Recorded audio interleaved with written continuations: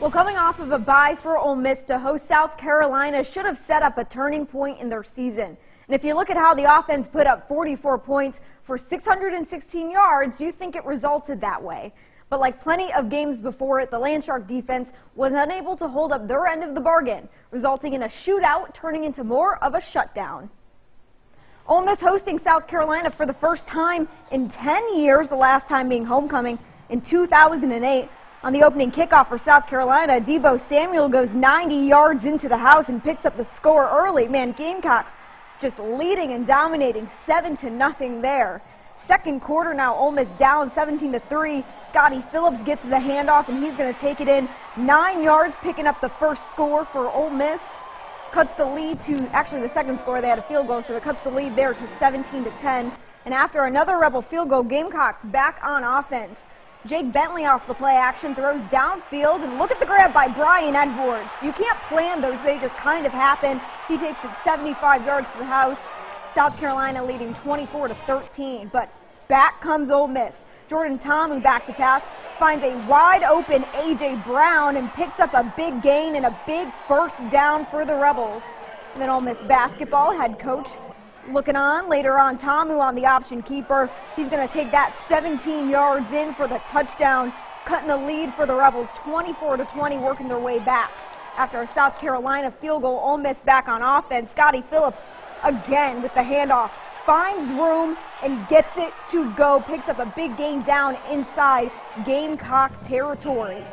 Later on, Phillips was all over this game today. He gets in for the 1-yard score there and picks up another touchdown for the Rebels to tie things up at 27 at halftime. But third quarter, Ole Miss down 34-30.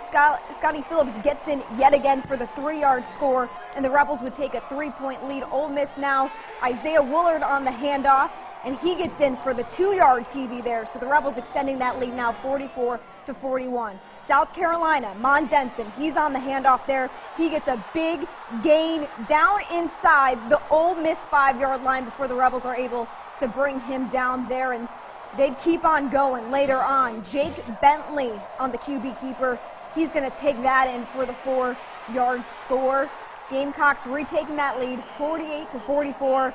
It was back and forth all day, folks. And this last chance for Ole Miss here on fourth down. Tomu back to pass.